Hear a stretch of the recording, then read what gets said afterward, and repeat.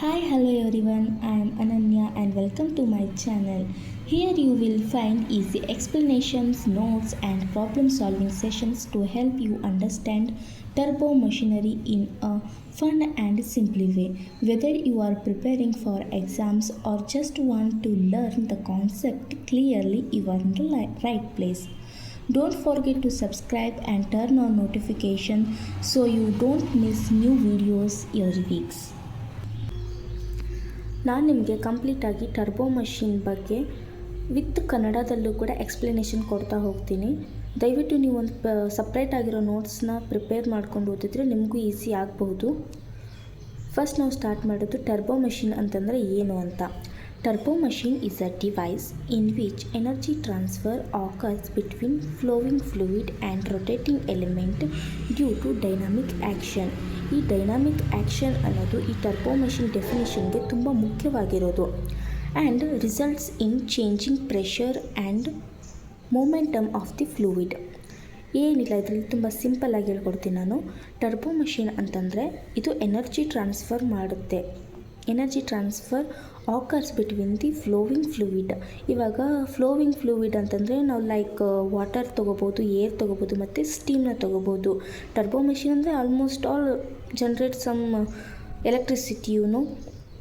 So ಹಾಗಾಗಿ ನಾವು ಇದಕ್ಕೆ ವಾಟರ್ ಮತ್ತು ಏರ್ ಮತ್ತು ಸ್ಟೀಮ್ನ ಯೂಸ್ ಮಾಡಿಕೊಂಡು ನಾವು ಎಲೆಕ್ಟ್ರಿಸಿಟಿನ ಜನ್ರೇಟ್ ಮಾಡ್ತೀವಿ. ಹಾಗಾಗಿ ಫ್ಲೋವಿಂಗ್ ಫ್ಲೂಯಿಡ್ ಮತ್ತು ರೊಟೇಟಿಂಗ್ ಎಲಿಮೆಂಟ್ ಅಂತಂದರೆ ಯಾವುದು ನಮ್ಮ ಟರ್ಬೋ ಮಷಿನಲ್ಲಿ? Rotor blades. ಹಾಗಾಗಿ ಎನರ್ಜಿ ಟ್ರಾನ್ಸ್ಫರ್ ಆಗುತ್ತೆ. ಯಾವುದರ ಮಧ್ಯದಲ್ಲಿ ಅಂತಂದರೆ ಫ್ಲೋವಿಂಗ್ ಫ್ಲೂಯಿಡ್ ಮತ್ತು ರೊಟೇಟಿಂಗ್ ಎಲಿಮೆಂಟ್ ಮಿಡಲಲ್ಲಿ ಡೈನಾಮಿಕ್ ಆ್ಯಕ್ಷನ್ ಪ್ರೆಸೆಂಟ್ ಇರೋದ್ರಿಂದ ನಮಗೆ ಎನರ್ಜಿ ಟ್ರಾನ್ಸ್ಫರ್ ಆಗುತ್ತೆ. ಡೈನಾಮಿಕ್ ಆ್ಯಕ್ಷನ್ ಅಂತಂದರೆ ನಾವು ತಿಳ್ಕೊಳ್ಳೋದಾದರೆ it means an action or moment that changes with the time situations. It is not fixed or static. Dynamic action ಅಂತಂದರೆ ಇವಾಗ ಇದೊಂದು ಆ್ಯಕ್ಷನ್ ಇರುತ್ತೆ ಅಥವಾ ಮೂಮೆಂಟು. ಇದು ನಾವು ನಮಗೆ ಅಂದರೆ ಅದಕ್ಕೆ ಅನುಸಾರವಾಗಿ ಅದು ಚೇಂಜ್ ಆಗ್ತಾ ಹೋಗ್ತಿರುತ್ತೆ. ಇದೇ ಟೈಮ್ಗೆ ಆಗಬೇಕು, ಇದೇ ಥರ ಫಿಕ್ಸ್ ಮಾಡಬೇಕು, ಈ ಟೈಮ್ ಬಂದಾದಮೇಲೆ ಈ ಥರ ಚೇಂಜ್ ಆಗಬೇಕು ಆ್ಯಕ್ಷನ್ಸ್ ಅಂಥೇಳಿ ಯಾರಿಗೂ ಮಾಡೋಕ್ಕೆ ಬರಲ್ಲ. ಇದು ಮತ್ತು ಕಾನ್ಸ್ಟಂಟ್ ಆಗೂ ಇರಲ್ಲ. ಅದಕ್ಕೋಸ್ಕರ ಈ ಡೈನಾಮಿಕ್ ಆ್ಯಕ್ಷನ್ ಅಂತಂದರೆ dynamic it means action or moment that changes with the time or situation. It is not fixed. ಇದು ಫಿಕ್ಸ್ ಆಗಿರಲ್ಲ, ಸ್ಟ್ಯಾಟಿಕ್ ಆಗಿರಲ್ಲ. ಅದಕ್ಕೆ ಯಾವಾಗ ಬೇಕೋ ಆವಾಗ ಸಿಚುವೇಶನ್ಗೆ ತಕ್ಕನಾಗಿ ಅದು ಚೇಂಜ್ ಆಗುತ್ತೆ ಅಂತ ಹೇಳ್ಬೋದು. ಎಕ್ಸಾಂಪಲ್ ಆಗಿ in a website, if a button performs a function that changes something on the screen, that's also a dynamic action. ಇವಾಗ ನಾವು ಏನಾದರೂ ಒಂದು ವೆಬ್ಸೈಟಲ್ಲಿ ಒಂದು ಬಟನ್ನ ನಾವು ಪರ್ಫಾರ್ಮ್ ಮಾಡಬೇಕಾಗಿರುತ್ತೆ. ಆಮೇಲೆ ಅದರಿಂದ ಸ್ವಲ್ಪ ಫಂಕ್ಷನ್ಸ್ನ ನಾವು ಕ್ರಿಯೇಟ್ ಮಾಡಬೇಕಾಗಿರುತ್ತೆ ಅಥವಾ ಚೇಂಜಸ್ ಮಾಡಬೇಕಾಗಿರುತ್ತೆ. ಆ ಟೈಮ್ಗೆ ಅದಕ್ಕೆ ತಕ್ಕನಾಗಿ ಅದಕ್ಕೆ ಸಿಚುವೇಶನ್ಗೆ ಡಿಪೆಂಡ್ಸ್ ಹಾಕ್ಕೊಂಡು ಅದು ಚೇಂಜ್ ಆಗ್ತಾ ಹೋಗಿರುತ್ತೆ. ಅದಕ್ಕೆ ನಾವು ಡೈನಾಮಿಕ್ ಆ್ಯಕ್ಷನ್ ಅಂತೇಳಿ ಸಿಂಪಲ್ಲಾಗಿ ಕರಿಬೋದು. ಇವಾಗ ಕಂಪ್ಲೀಟಾಗಿ ನೋಡೋದಾದರೆ turbo machine is a device in which energy transfer occurs between the flowing fluid and rotating element due to dynamic action and results in a change in pressure and momentum of the fluid. Flowing fluid ಮತ್ತು rotating element ಮಿಡಲಲ್ಲಿ energy transfer ಆಗುತ್ತೆ, ಯಾಕಂದರೆ ಅಲ್ಲಿ dynamic action ಇರೋದ್ರಿಂದ. ಆಮೇಲೆ result ಏನು ಬರುತ್ತೆ ಅಂತಂದರೆ ಚೇಂಜ್ ಇನ್ ಪ್ರೆಷರ್ ಮತ್ತು ಮೊಮೆಂಟಮಲ್ಲಿ ಚೇಂಜ್ ಆಗುತ್ತೆ. ಅದನ್ನು ನಾವು ಟರ್ಬೋ ಮಷಿನ್ ಅಂತೇಳಿ ಕರಿತೀವಿ. ನೆಕ್ಸ್ಟ್ ನಾವು principal parts of a turbo machine ಬಗ್ಗೆ ಓದ್ತಾ ಹೋಗ್ತೀವಿ. ಈ turbo machine it is a easy sketch and it's having a shaft, stator ಅಲ್ಲ shaft, rotor blades, stator or housing, ಆಮೇಲೆ ಸ್ಟೇಟರ್ ಬ್ಲೇಡ್ಸ್ ಇನ್ಲೆಟ್ ಮತ್ತು ಎಕ್ಸಿಟ್ ಅಥವಾ ಔಟ್ಲೆಟ್ ಅಂತ ನಾವು ಇದನ್ನು ಕರಿತೀವಿ. Very simple. Principal parts of a turbo machine ಅಂತಂದರೆ ಈ ನಮ್ಮ ಟರ್ಬೋ ಮಷಿನ್ ಡೆಫಿನಿಷನ್ ನೋಡಿದ್ವಲ್ಲ, ಅದರದ್ದು ಯಾವ ರೀತಿ ಮಾಡಲ್ಪಟ್ಟಿದೆ, ಅದರದ ರಚನೆ ಯಾವ ಥರ ಆಗಿದೆ ಅನ್ನೋದನ್ನು ತಿಳ್ಕೊಳ್ಳೋದೆ principal parts of turbo machine. ಇದನ್ನು ನಾವು ಎಕ್ಸಾಮಲ್ಲಿ ಎಕ್ಸ್ಪೆಕ್ಟ್ ಮಾಡಬಹುದು. ಒಂದು 10 ಮಾರ್ಕ್ಸ್ ಇಲ್ಲ 8 ಮಾರ್ಕ್ಸ್ಗೆ ಇದನ್ನು ಕೇಳೋ ಸಾಧ್ಯತೆ ಇರುತ್ತೆ. ಆವಾಗ ನೀವು ಈ ಥರ ಒಂದು ಸಿಂಪಲ್ ಡ್ರಾಯಿಂಗ್ ಬಿಡಿಸ್ಬಿಟ್ಟು ಇದ್ರದ್ದು ಪ್ರತಿಯೊಂದು ಪಾರ್ಟ್ಸ್ ಬಗ್ಗೆ ಎಕ್ಸ್ಪ್ಲೈನ್ ಮಾಡ್ತಾ ಹೋದರೆ ನಿಮ್ಗೆ ಈಸಿಯಾಗಿ ಮಾರ್ಕ್ಸ್ ಸಿಗುತ್ತೆ. ಇವಾಗ ನಾವು ಪ್ರತಿಯೊಂದು ಪಾರ್ಟ್ ಬಗ್ಗೆ ನಾನು ತಿಳ್ಕೊಳ್ತಾ ಹೋಗೋಣ. ಶಾಫ್ಟ್ ಇದು ಫಿಕ್ಸ್ ಆಗಿರುತ್ತೆ. ಇದು ಇಡೀ ಪಾರ್ಟಿಗೆ ಇದು ಒಂಥರ ಬೇಸ್ ಇದ್ದಾಗೆ, ಇದಿದ್ರೇ ಎಲ್ಲ ಪಾರ್ಟ್ಸ್ಗಳು ಅಟ್ಯಾಚ್ ಹಾಕೊಂಡೋಗಿ ನಂತರ ಅದ್ರದ್ದು ಕೆಲಸ ನಾವು ಮಾಡುತ್ತೆ. ಮೊದಲಿಗೆ ನಾವು ರೋಟಾರ್ ಬಗ್ಗೆ ತಿಳ್ಕೊಳ್ಳೋಣ. ಇದು ಏನು ಬಾಕ್ಸ್ ಥರ ಕಾಣಿಸ್ತಿದೆಯಲ್ಲ, ಇದು ರೋಟಾರ್. ಇದನ್ನು ನಾವು ಇಂಪೆಲ್ಲರ್ ಅಂತ ಕೂಡ ಕರಿತೀವಿ. ಏನಂತಂದರೆ IMPELLER, impeller of rotor. Impeller ಅಥವಾ ರೋಟಾರ್ ಅಂತೇಳಿ ನಾವು ಕರಿತೀವಿ. This is the rotating part of a machine. ಇದೇನಿದೆ ಇದು rotating part of the machine. It transfer energy to the fluid. ಇದಿದ್ದು ಫ್ಲೂಯಿಡ್ಗೆ ಎನರ್ಜಿನ ಟ್ರಾನ್ಸ್ಫರ್ ಮಾಡುತ್ತೆ.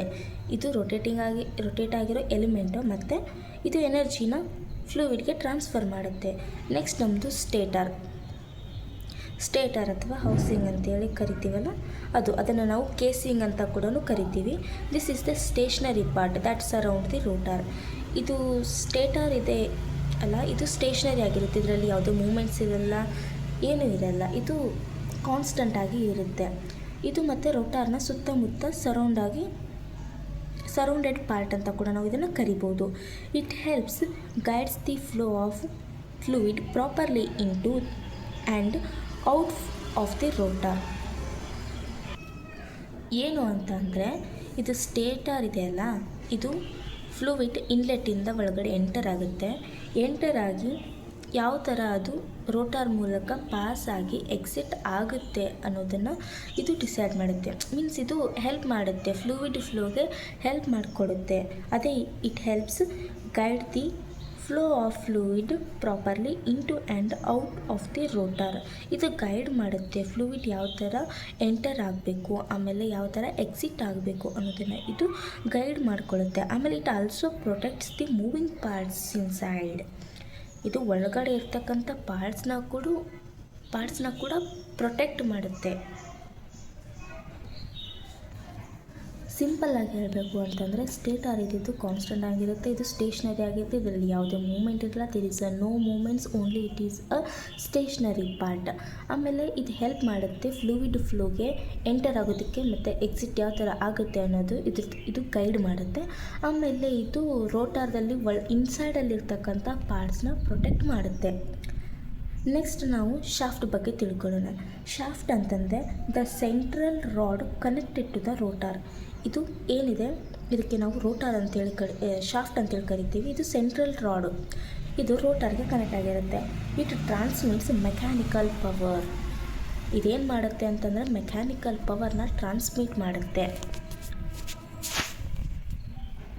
ಇವಾಗ ಫ್ಲೂಯಿಡು ಇನ್ಲೆಟಿಂದ ಎಂಟರ್ ಆಯಿತು. ಸ್ಟೇಟರ್ ಬ್ಲೇಡ್ಸ್ಗಳಿರುತ್ತೆ. ಫ್ಲೂಯಿಡ್ ಯಾವ ಥರ ಫ್ಲೋ ಆಗಬೇಕು ಅನ್ನೋದನ್ನು ಗೈಡ್ ಮಾಡುತ್ತೆ. ಆವಾಗ ಇದು ಫ್ಲೂಯಿಡ್ ಇದರಲ್ಲಿ ಫ್ಲೋ ಆದಾಗ ರೋಟಾರ್ ಬ್ಲೇಡ್ಸು ರೊಟೇಟ್ ಆಗುತ್ತೆ. ರೋಟಾರ್ ಬ್ಲೇಡ್ಸ್ ರೊಟೇಟ್ ಆದಾಗ ಇದು ರೋಟಾರ್ ಪಾರ್ಟ್ ಕೂಡ ರೊಟೇಟ್ ಆಗುತ್ತೆ.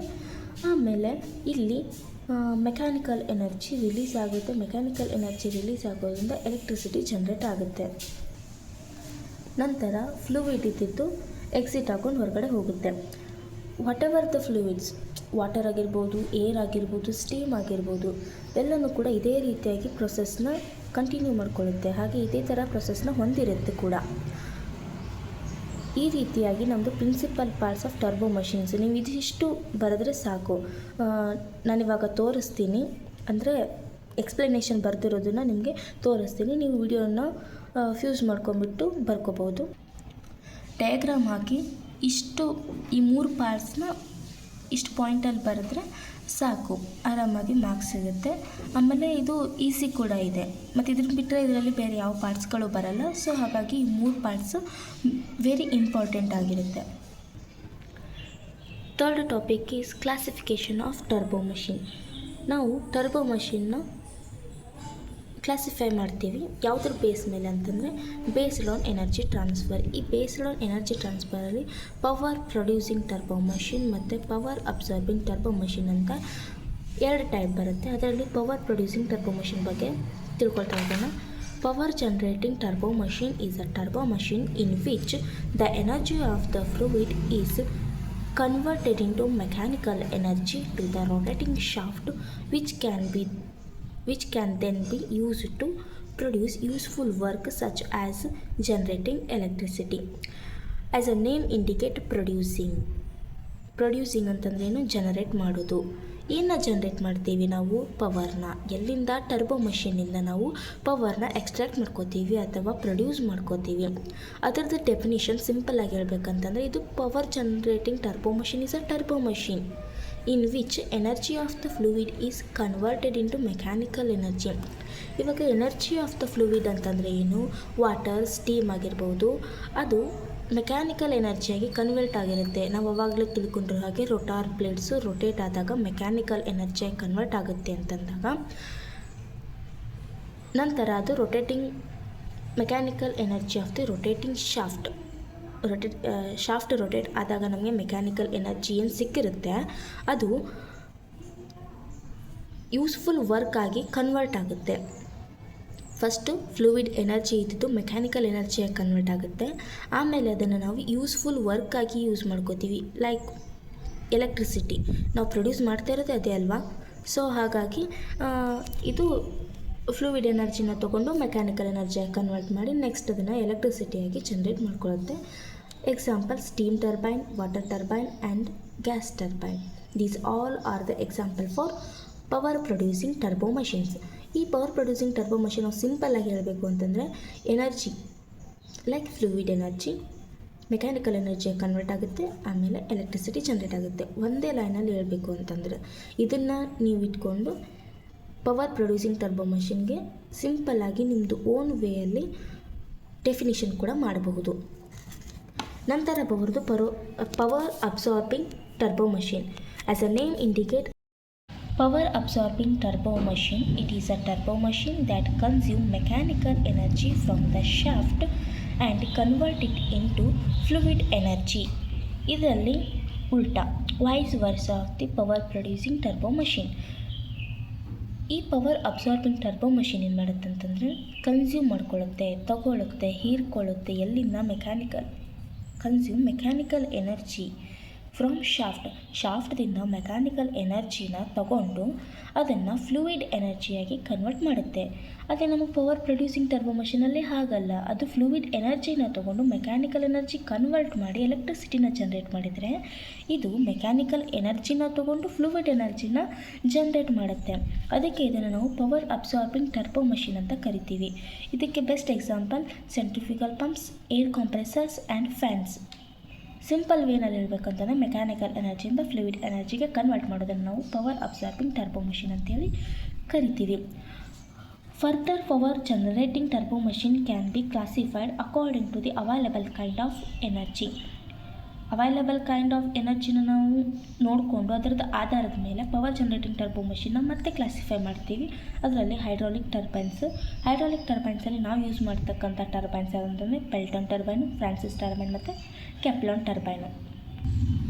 Then the second type is wind turbine, kinetic energy ಇರುತ್ತೆ. ಆಮೇಲೆ third one is heat turbine, heat energy ಇರುತ್ತೆ. ಅದರಲ್ಲಿ ಸ್ಟೀಮ್ ಟರ್ಬೈನ್ ಮತ್ತು ಗ್ಯಾಸ್ ಟರ್ಬೈನ್ ಈ ಎರಡು ಟೈಪ್ಸ್ಗಳು ಬರುತ್ತೆ.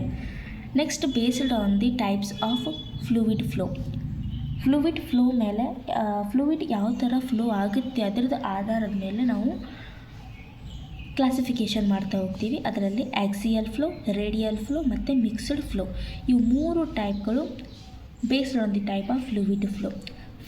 ಫಸ್ಟ್ ಒಂದು ತಿಳ್ಕೊಬೇಕಂತಂದರೆ axial flow. Fluid flows parallel to the axis of rotation. Fluid like water, steam or gas, ಇದು parallel to the axis of rotation. ಇವಾಗ ಇದು ಆಕ್ಸಿಸ್ ಅಂತ ತಿಳ್ಕೊಳ್ಳಿ.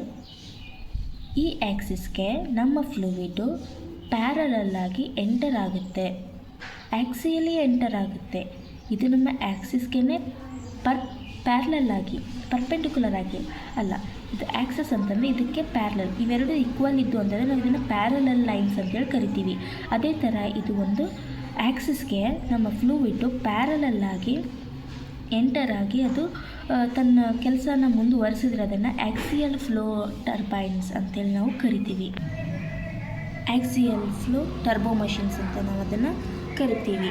ಅದಕ್ಕೆ ಬೆಸ್ಟ್ ಎಕ್ಸಾಂಪಲ್ಸ್ ಅಂತಂದರೆ ಆಕ್ಸಿಯಲ್ ಫ್ಲೋ ಕಂಪ್ರೆಸರ್ಸ್ ಮತ್ತು axial turbines are the best example for axial flow turbo machine. Next radial flow turbo machine. Fluid flow perpendicular to the axis of rotation.